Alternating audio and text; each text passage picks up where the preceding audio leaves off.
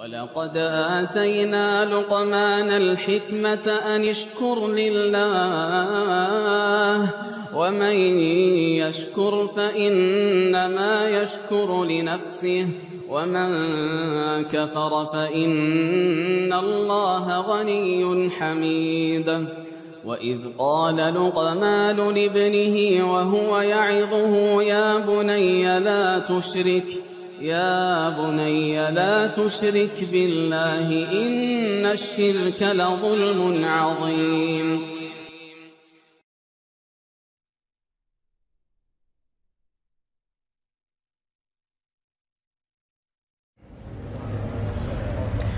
إن الحمد لله نحمده ونستعينه ونستغفره ونعوذ بالله من شرور أنفسنا وسيئات أعمالنا من يهده الله فلا مضل له ومن يضلل فلا هادي له أشهد أن لا إله إلا الله وحده لا شريك له وأشهد أن محمدا عبده ورسوله لا نبي بعده.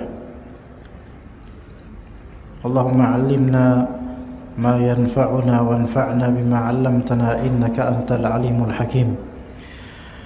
Jemaah sekalian, ikhwah, para bapak sekalian yang dirahmati Allah Azza wa Jalla, pada kali ini kita lanjutkan kajian kitab Al-Aqidah At-Tahawiyah, pembahasan aqidah Ahlus Sunnah wal Jamaah, dari kalimat Al-Imam At-Tahawi, wa kullu syai'in yajri bitaqdirihi wa masyiatihi wa masyiatuhu tanfudhu la masyiata lil ibadi illa ma syaa illa ma syaa lahum fama syaa lahum kana wa man lam yasha' lam yakun. Ada beberapa poin. Pertama, kullu syai'in yajri bitaqdirihi wa masyiatihi, segala sesuatu terjadi dengan takdir dari Allah dan dengan kehendak Allah. Segala sesuatu terjadi dengan takdir dari Allah dan kehendak Allah. Ini yakinkan betul-betul. Karena terkadang masyarakat awam tergoyahkan keyakinan ini karena ada distorsi pemahaman antara takdir dengan musibah. Mereka mengatakan ketika broken heart, ketika mereka terjadi pada diri broken heart, perceraian, ini bukan suratan takdir, ini adalah musibah, dan ini bukan suratan. Pernah dengar kayak gitu cuma? Ini bukan suratan, ini adalah musibah. Kadang di sinetron kayak gitu, atau di lagu. Sehingga sepertinya mereka itu tidak faham tentang takdir dan menganggap kalau terjadi musibah ini bukan takdir, ini emang kesalahan kita gitu. Ya, ini kesalahan antum, betul. Tetapi kesalahan antum, akibat dari kesalahan antum, peralatan antum terhadap kesalahan antum, pembaikannya dan segalanya itu semua adalah takdir. Oke.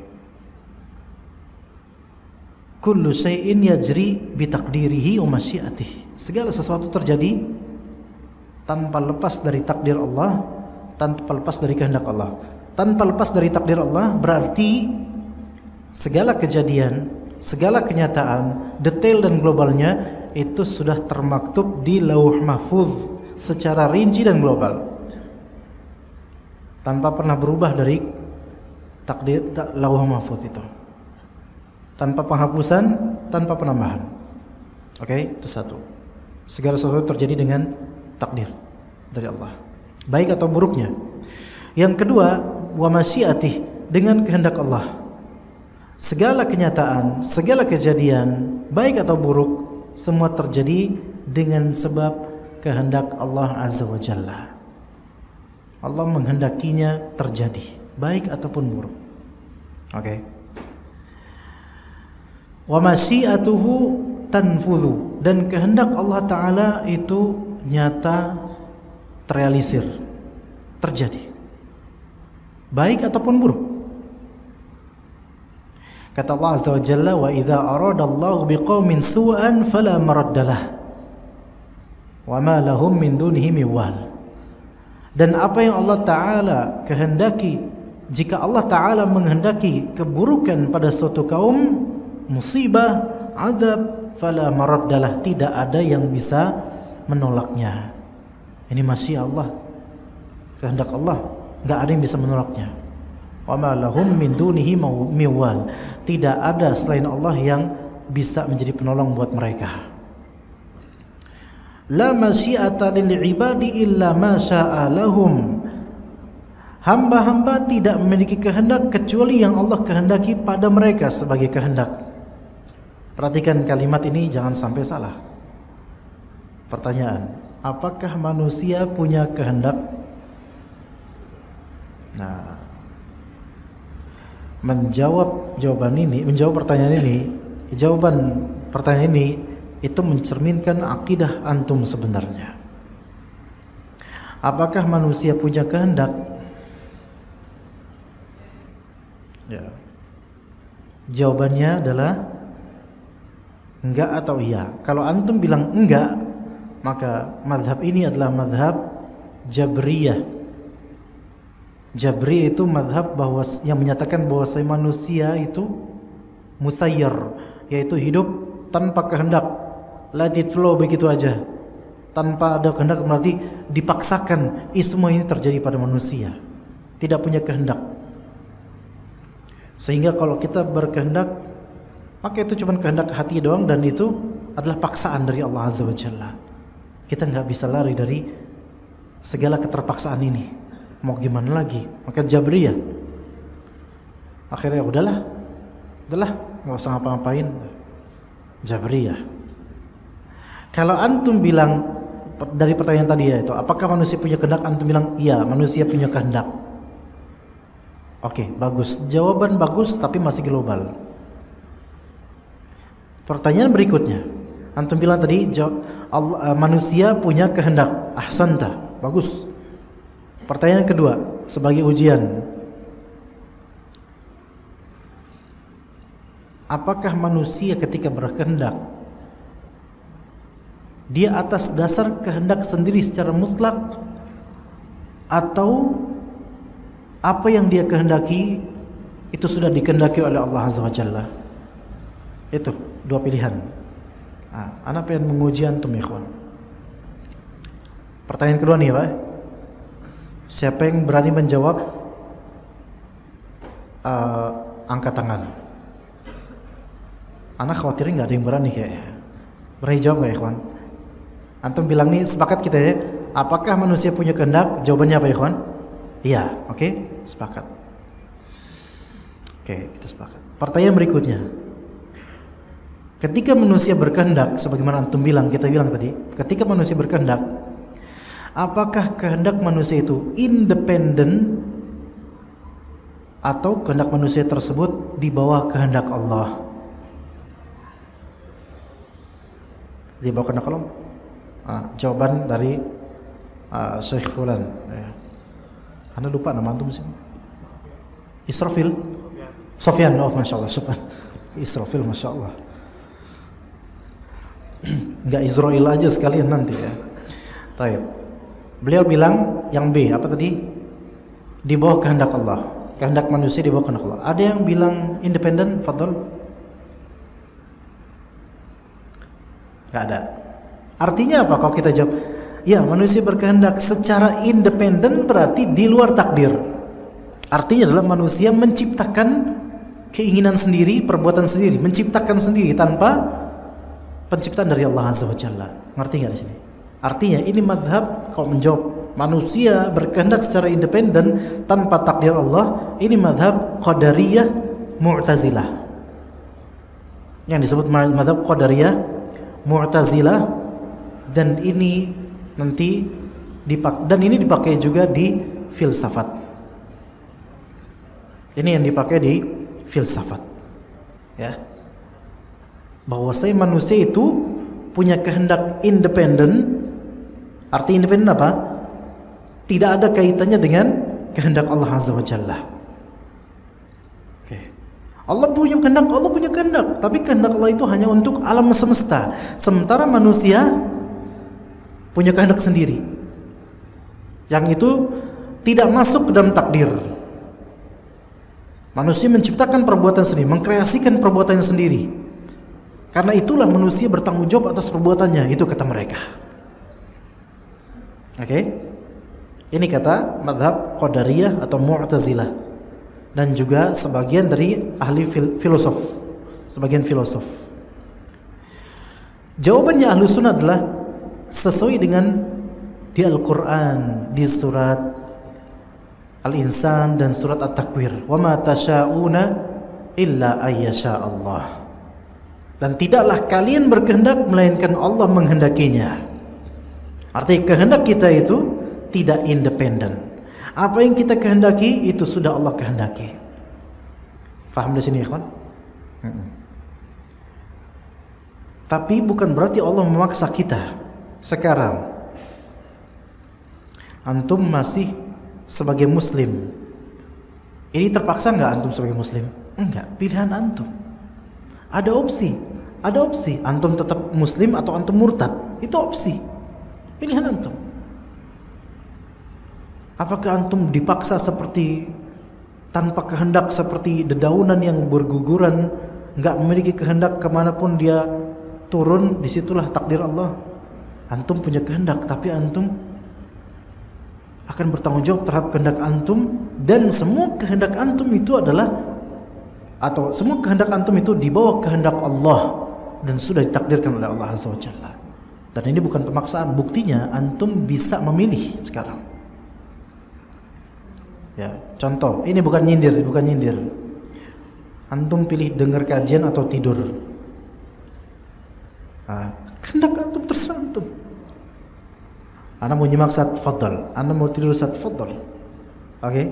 Pilihan. Paksaan, nggak ada yang terpaksa tidur di sini. Nggak ada yang terpaksa menyimak kajian. Antum mau pilih keluar, nggak masalah. Pilihan kan? Pilihan. Semua kehendak itu sudah Allah atur. Nggak jadi berkehendak itu juga Allah atur. Artinya manusia ini tidak independen dari segi kehendak, melainkan sudah Allah menghendakinya seperti itu. Baik. Jadi masyiah manusia, masyiah keinginan atau kehendak hamba itu tidaklah terwujud kecuali Allah menghendakinya juga. Fama syaa lahum kana wa ma lam yasha lam yakun. Kalau Allah Ta'ala kehendaki itu pada mereka terjadi, kalau Allah tidak kehendaki maka tidak terjadi.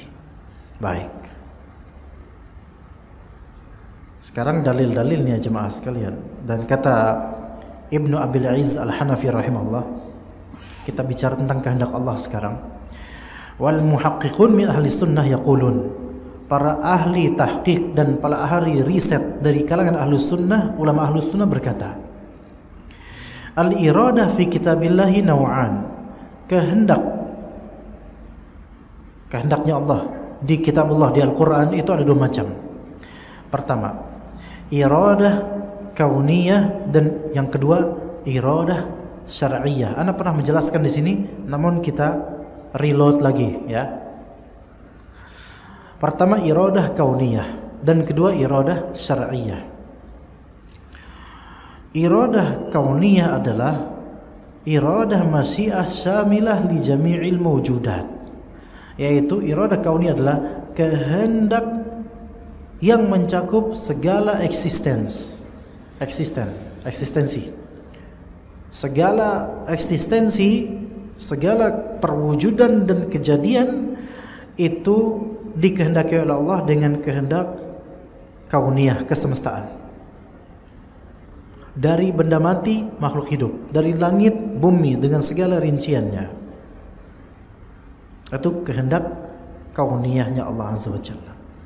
Yang mana kalau Allah sudah menghendaki kauniyah, maka dia katakan kun fayakun. Jadilah maka jadi. Ya, jadilah maka jadi. Sekarang mata ana minus 3. Antum berapa minus berapa? Minus berapa? Silinder. 1,5 silinder. Ini beda. Pertanyaan ana, antum ada rencana gak dari bayi pengen silinder? Ada rencana gak dari kecil pengen? Gak ada, sama lah.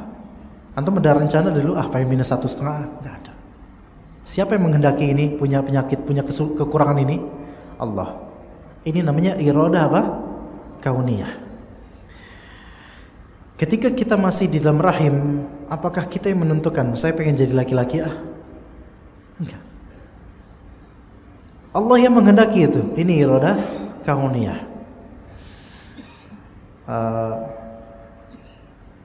Sebutkan, nggak apa-apa ya, antum jadi korban terus nggak apa-apa ya.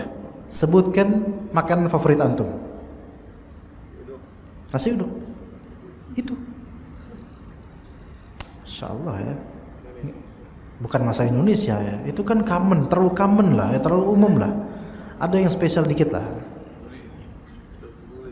Kebuli, nah ya mending lah, oke kebuli lah. Beneran kebuli?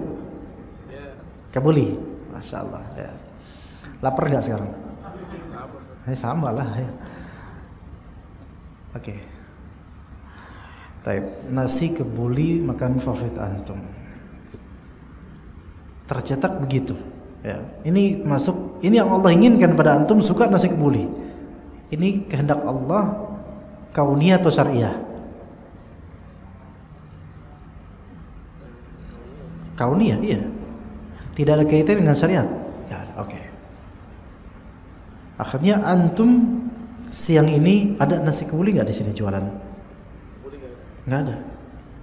Mah ini peluang bisnis nih. Iya. Oke. Nanti malam antum pesan nasi kebuli. Pengen nanti pesan nasi kebuli nanti malam di rumah. Ada kehendak? Ada. Oke, kehendak. Apakah kehendak antum pengen nasi kebuli ini nanti beli, pengen keinginan di hati? Keinginan tersebut makhluk atau bukan? Jangan gambar makhluk itu berarti berwujud makhluk hidup. Enggak, bukan itu. Kehendak antum diciptakan oleh Allah bukan? Diciptakan. Allah menginginkan antum menghendaki itu? Iya. Itu kehendak Allah kauniyah atau syar'i? Kauniyah. Oke, sampai situ kauniyah. Baik. Sampai rumah antum pesan online. Oke. Ternyata stoknya habis. Takdir bukan? Takdir. Allah menghendaki itu habis bukan? Ini kehendak Allah kauniyah atau syariah? Kauniyah. Oke, sampai sini. Sampai sini kauniyah. Kemudian ketika antum habis marah, antum kan pengen marah, tapi kemudian antum ingat kata Nabi SAW, la taghdab, jangan marah. Kata Nabi SAW. Oke. Di sini kan ada syariat agar tidak marah. Antum ingat hadis tersebut. Antum ingat ayat di surat Al-Imran, wal kadhiminal ghaidha wal 'afina 'anil nas, yaitu menahan emosi dan juga memaafkan manusia. Jangan marah, tidak marah. Menahan emosi, memaafkan manusia. Semua ini termasuk syariat bukan? Syariat. Sekarang ketika ternyata antum pengen banget nasi kebuli habis, padahal di aplikasi masih ada. Udah nunggu malah habis infonya. Kan kesel. Apa yang Allah inginkan kemudian terhadap antum? Supaya antum jangan apa? Jangan marah. Sabar. Allah inginkan antum supaya sabar. Jangan marah. Kehendak Allah dan keinginan Allah agar antum sabar, ini iradah kauniyah atau syariah? Syariah. Tapi ternyata antum Mas Bro, siapa tadi namanya? Israfil. Kok malah ingetnya Israfilnya ya? Antum Sufyan. Iya, Masya Allah ingat si Israfil tadi. Israel apa? Israfil. Pak Sufyan, ternyata Allah syariatkan, Allah inginkan antum supaya tidak marah. Jangan marah, sabar. Allah inginkan itu. Antum tetap marah.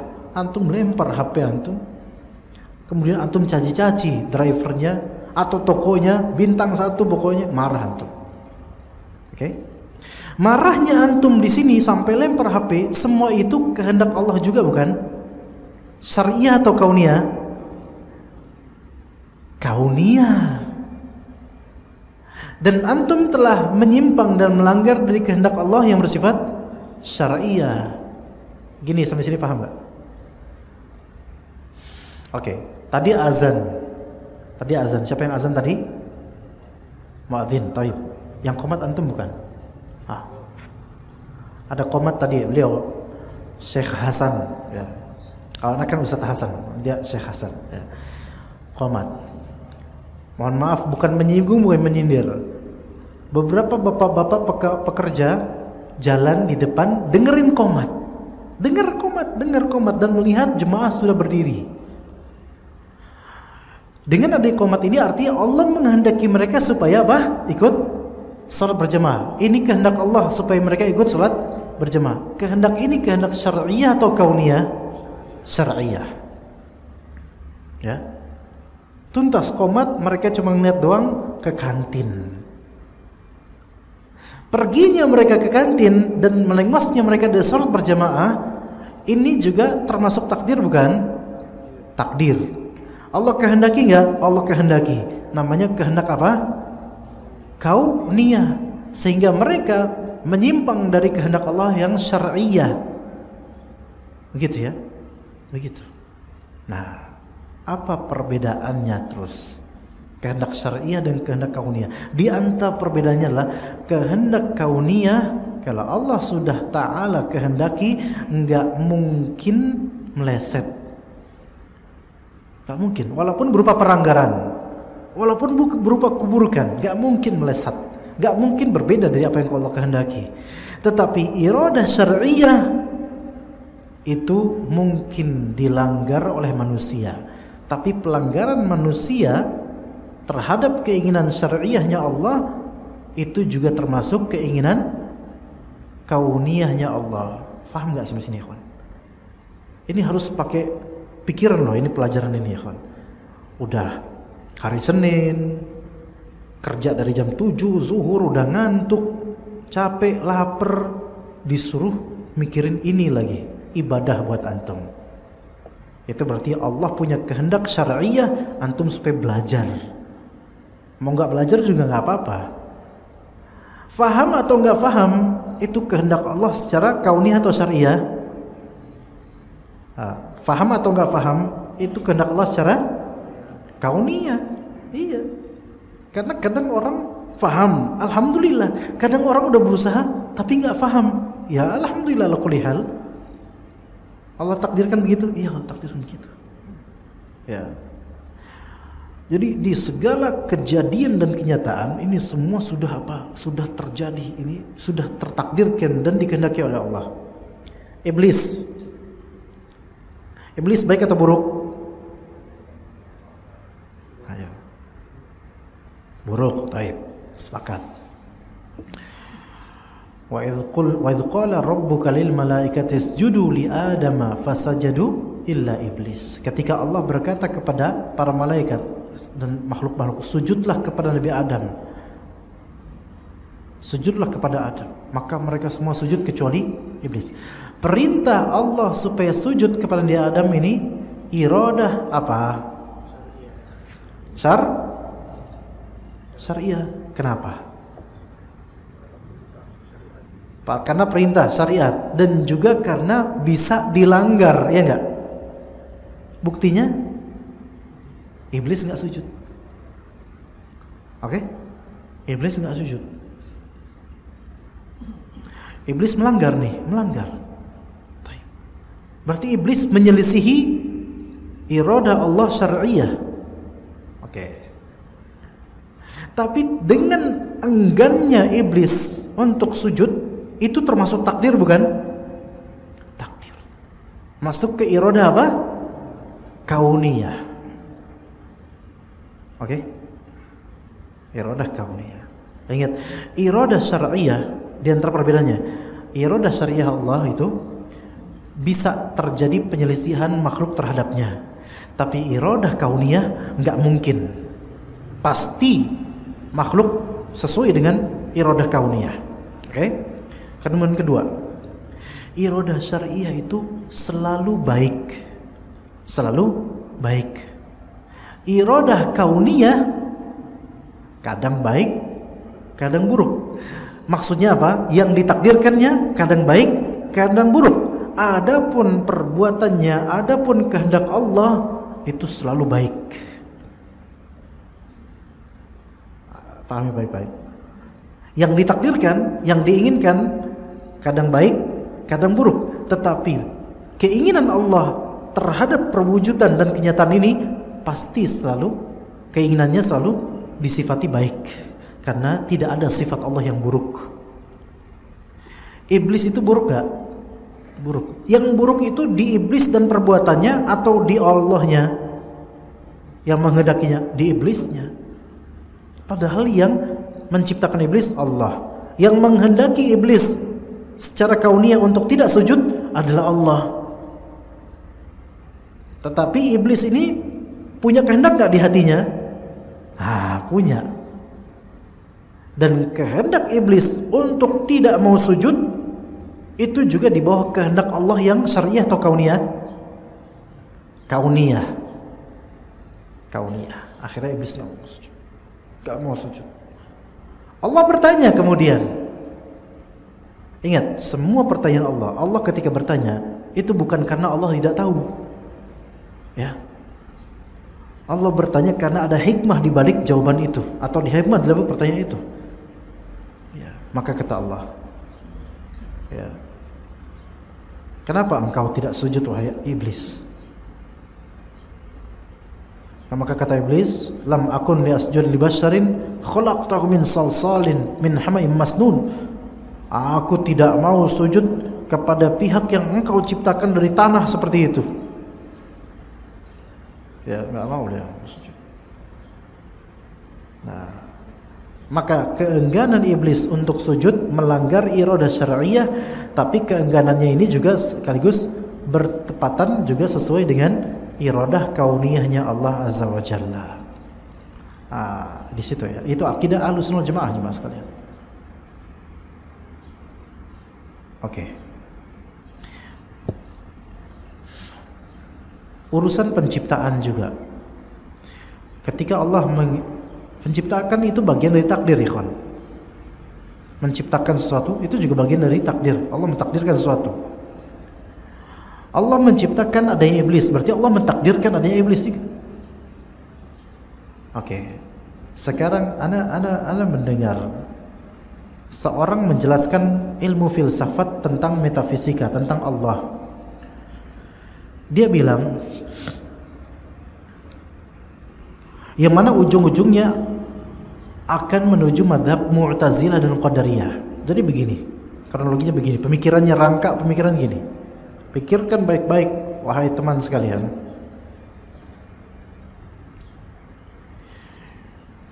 Siapakah yang menciptakan keburukan? Antum jawab apa ya? Ayo silakan jawab. Jawab dengan tegas. Allah. Oke. Anggaplah ana filosof dan antum student. Domba tersesat ya. Ana filosof. Antum bilang yang menciptakan keburukan adalah Allah. Oke.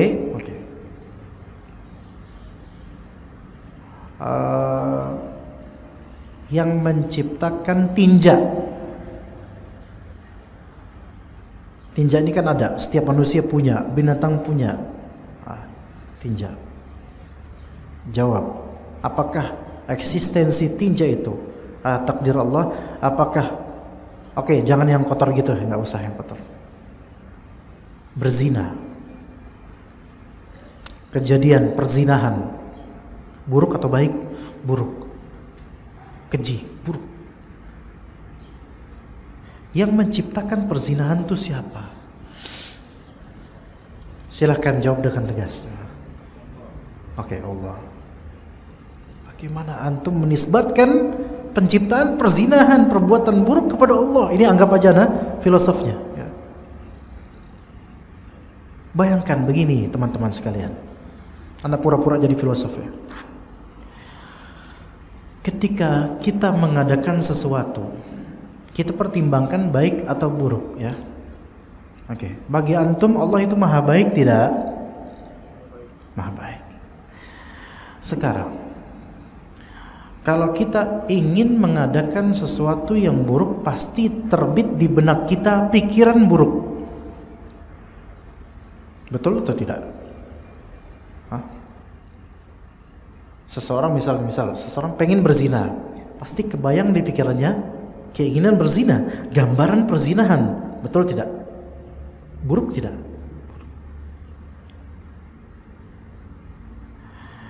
Kemudian kalau Allah Ta'ala menciptakan, maaf, akramakumullah, tinja, perzinahan, kotoran, pipis, air kencing, dan seterusnya,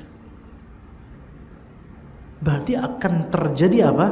Pertimbangan-pertimbangan, gambaran-gambaran buruk pada Allah. Gak, ini perkataannya filosofi. Ngerti gak maksudnya ya kawan? Sebelum terciptakannya benda-benda atau makhluk kotor-kotor ini, sudah ada gambarannya pada Allah Azza wa Jalla, pertimbangan kotor. Apakah antum tega?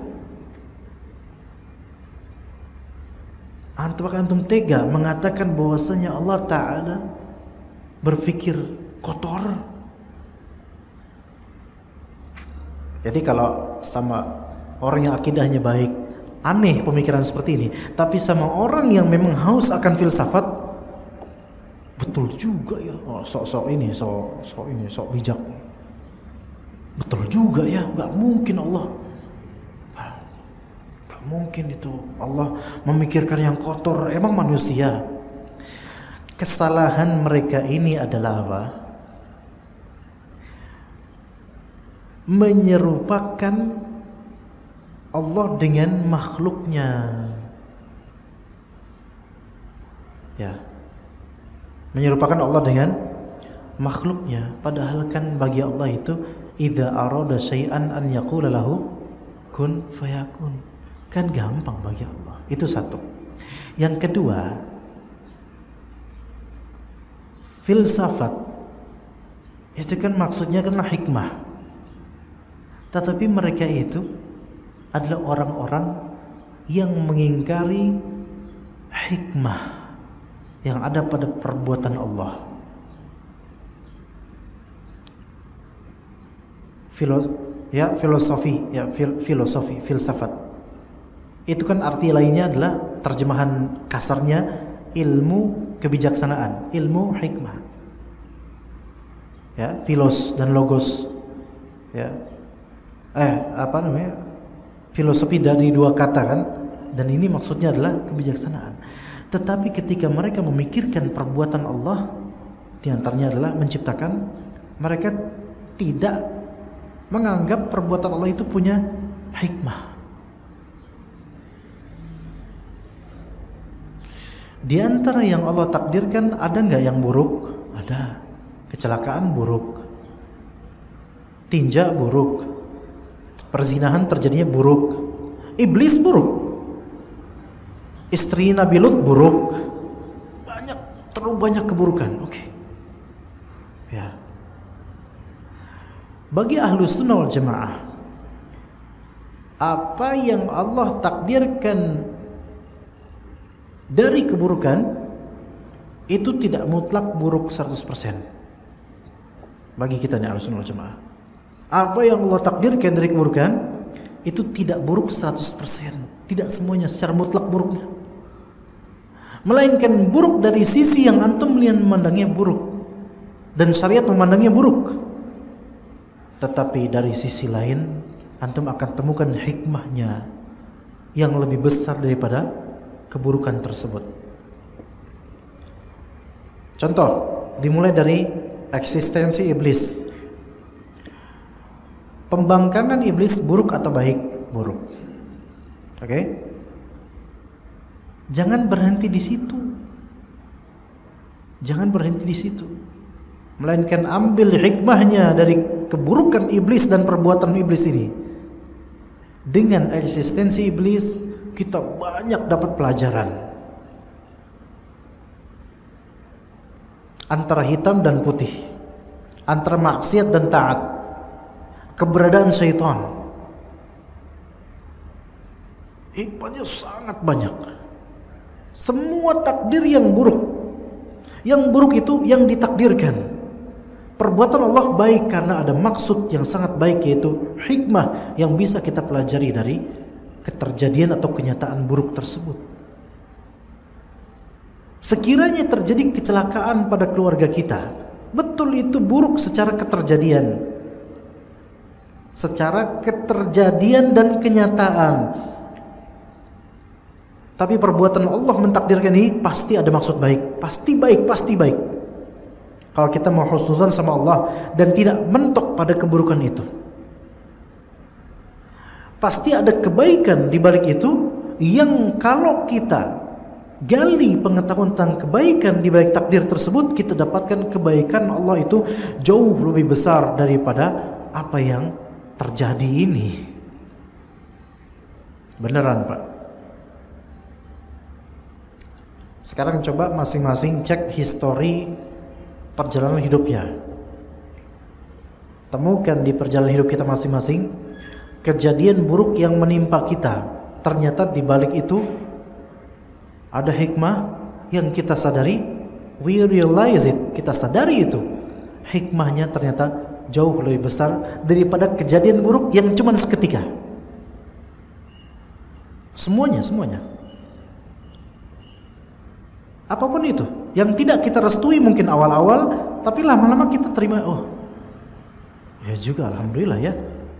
Kalau saya dulu mungkin nggak bersabar, kalau saya mungkin nggak dapat ujian itu, mungkin saya nggak jadi seperti ini. Kita ini seringkali bersikap seperti anak-anak karena kurang ilmu dan kurang percaya sama Allah.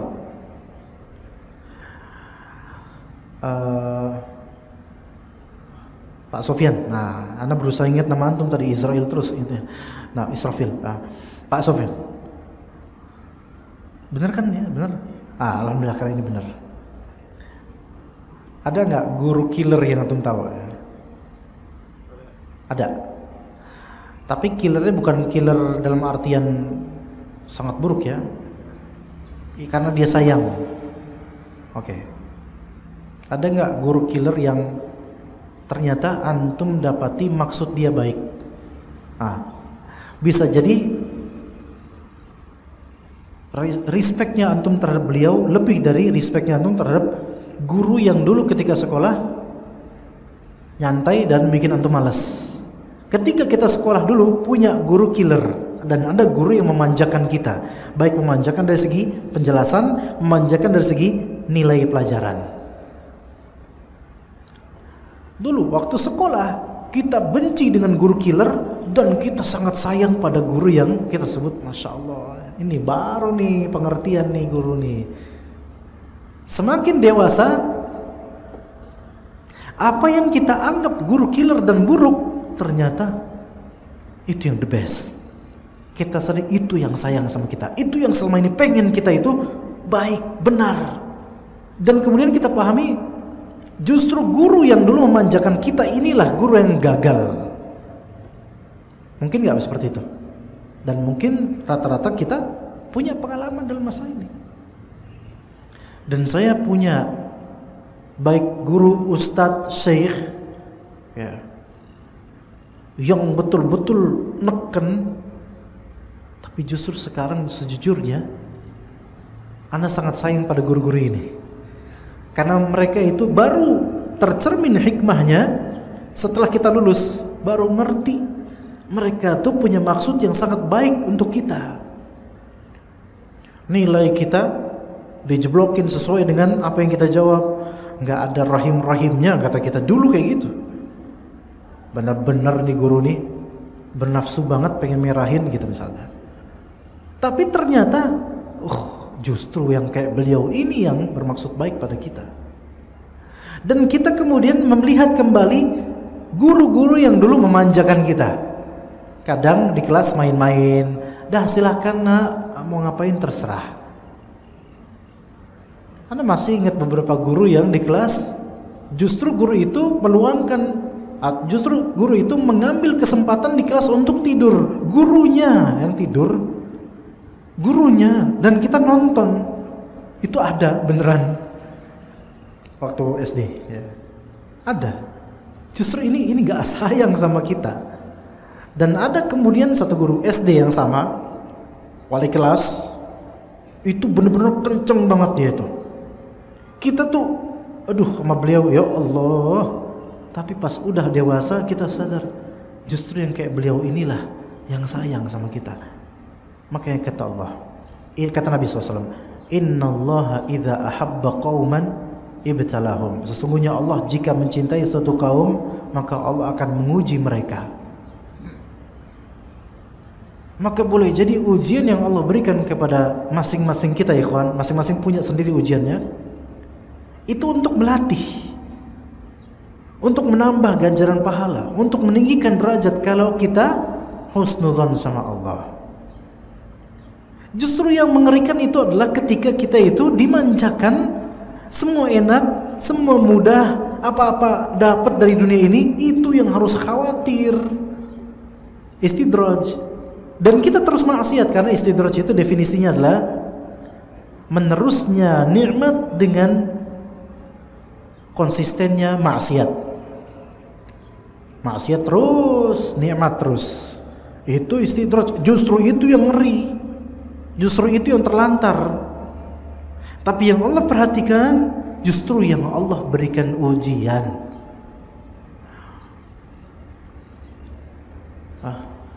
Oh ya, masih. Makanya kata sebagian salaf begini, ikhwan. Kalau saat ini antum nggak punya kesedihan, nggak punya pikiran tentang akhirat, maka antum bukan penduduk surga kelak. Iya, nggak punya kesedihan, nggak punya beban pikiran yang harus dipikirkan untuk keselamatan, maka antum bukan penduduk surga. Loh, kok gitu? Ya, karena kata Allah Azza wa Jalla kata Allah Azza wa Jalla di Al-Quran, yaitu tentang penduduk surga. Kata mereka, kata penduduk surga ketika udah masuk surga nih, kata mereka semua, Alhamdulillahilladzi adhaba 'annal hazan. Segala puji bagi Allah yang telah menghilangkan kesedihan dari kita semua.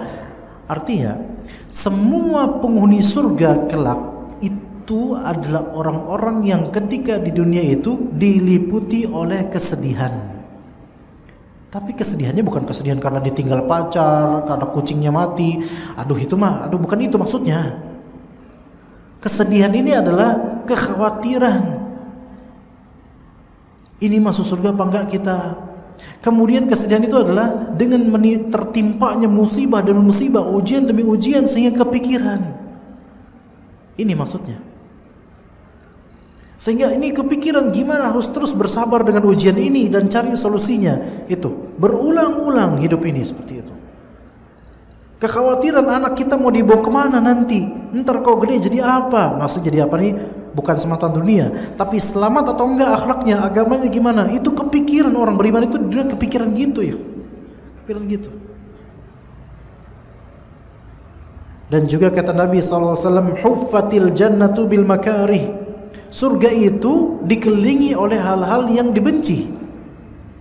Di hidup ini banyak hal yang kita tidak suka, dari takdir-takdir buruk, ujian demi ujian, kesulitan demi kesulitan, tantangan demi tantangan, selalu begitu. Maka siapa yang di dunia ini itu berfoya-foya dan enak terus hidupnya, apa-apa gampang, sultan, gampang, crazy rich. Kalau kita kan crazy-nya iya, rich-nya enggak. Nah kesian itu kalau kayak gitu. Nah, udah apa enak, itu yang harus khawatir. Jangan-jangan ini tanda-tanda bukan penghuni surga nih kelak nih.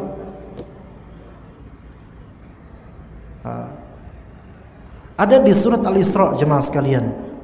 Ini hati-hati loh yang sekarang bergelimang kekayaan, apa-apa gampang, semua enak aja, nggak ada pikiran. Maka lihat di surat Al-Isra. Kata Allah Azza wa Jalla di ayat 16. Wa idza aradna an nuhlika qaryatan amarna mutrafiha fafasaqu fiha fahaqqa 'alaiha alqaul fadammarnaha tadbira. Gimana sih kronologinya kalau Allah Ta'ala ingin menghancurkan suatu kaum? Ini keinginan Allah ya. Kalau Allah ingin menghancurkan suatu kaum atau suatu daerah, desa, negeri, amarna mutrafiha, maka kami akan memerintahkan kepada orang yang mutrafin. Mutrafin itu orang yang hidup mewah, megah. Bahasa kita sekarang crazy rich, sultan-sultan di negeri itu. Kami akan perintahkan mereka untuk mentaati Allah. Fafasaqu fiha, mereka tetap berbuat kefasikan. Kenapa bisa berbuat kefasikan mereka?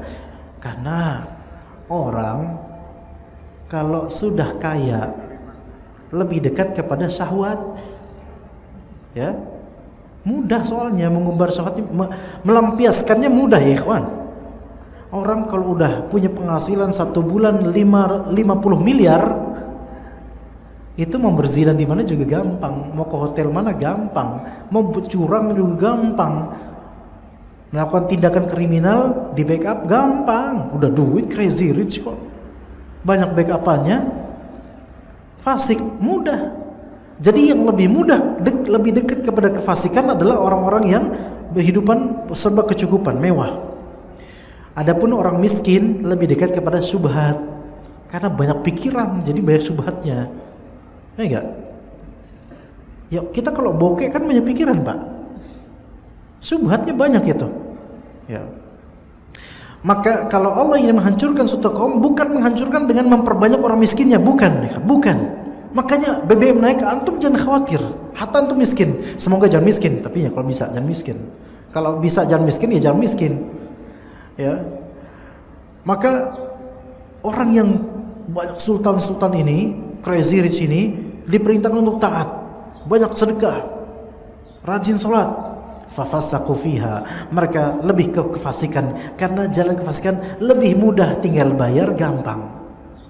Kemudian apa kata Allah Azza wa Jalla? Fahaqqa 'alaiha alqaul,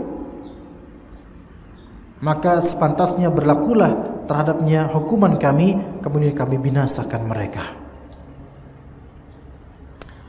Allah menghendaki secara iradah kauniyah, ini bakal binasa nih.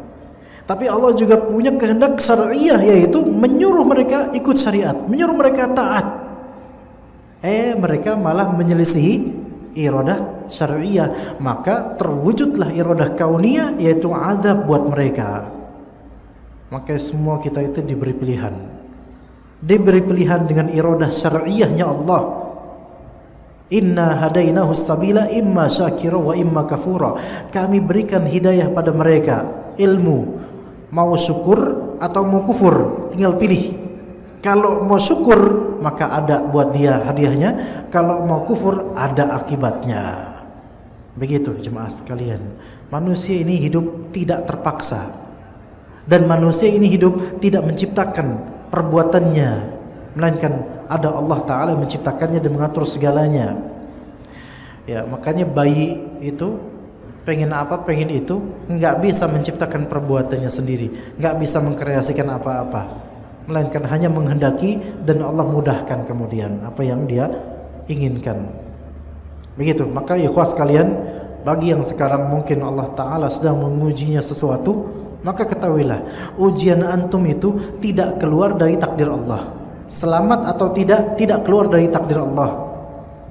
Justru ketika seseorang itu banyak diuji, itu menunjukkan Allah memperhatikan antum agar bertahan di ujian ini, sehingga akan dapat nanti ganjarannya dari Allah Azza wa Jalla. Tidaklah Allah Ta'ala mentakdirkan apapun kepada kita, melainkan di balik kesulitan hikmahnya lebih besar. Bahkan hikmahnya bisa jadi lebih abadi. Kesulitan itu sementara, namun hikmahnya itu selamanya. Maka jalani, ada jalan keluarnya insyaallah. Semua ada milik Allah Azza wa Jalla. Walillahi ma fis samawati wa ma fil ard, dan milik Allah lah segala yang di langit dan di bumi. Wa ilallahi turja'ul umur, dan segala perkara itu kembali kepada Allah Subhanahu wa taala. Kita cukupkan sampai sini insyaallah. Wa sallallahu ala nabiyyina Muhammad wa ala alihi wa sahbihi ajma'in. Subhanakallahumma bihamdika asyhadu an la ilaha illa anta astaghfiruka wa atubu ilaik. Wassalamu alaikum warahmatullahi wabarakatuh.